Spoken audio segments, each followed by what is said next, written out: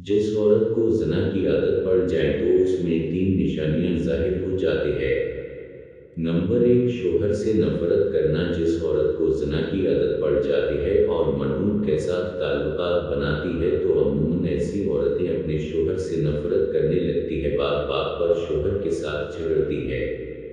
उसको टाइम नहीं देती, अपने बच्चों को भी टाइम नहीं देती, इसके अलावा अपने शौहर की ख्वाहिशात को पूरा नहीं करती, रात को शौहर से अलग होती है, अगर शौहर के साथ भी सोती है तो मुँह दूसरी तरफ करके सोती है।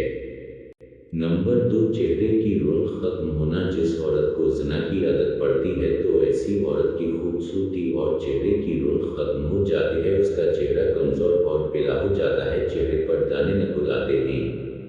ऐसी औरत अमूमन चेहरे पर कॉस्मेटिक्स का इस्तेमाल बहुत ज़्यादा करती है, जिसके चेहरे पर बहुत सारे बुरे असरात भी होते हैं और बाज़ औक़ात ऐसी औरत के चेहरे पर बाल भी आ जाते हैं।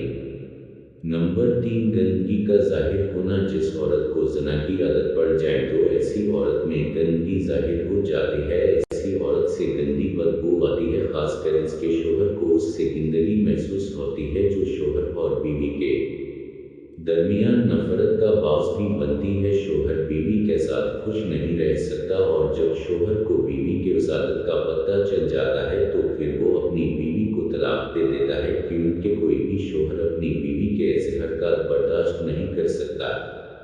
तो नाज़रीन, अगर आपको हमारी आज की ये वीडियो पसंद आए तो वीडियो को लाइक और चैनल को सब्सक्राइब ज़रूर कर दीजिएगा।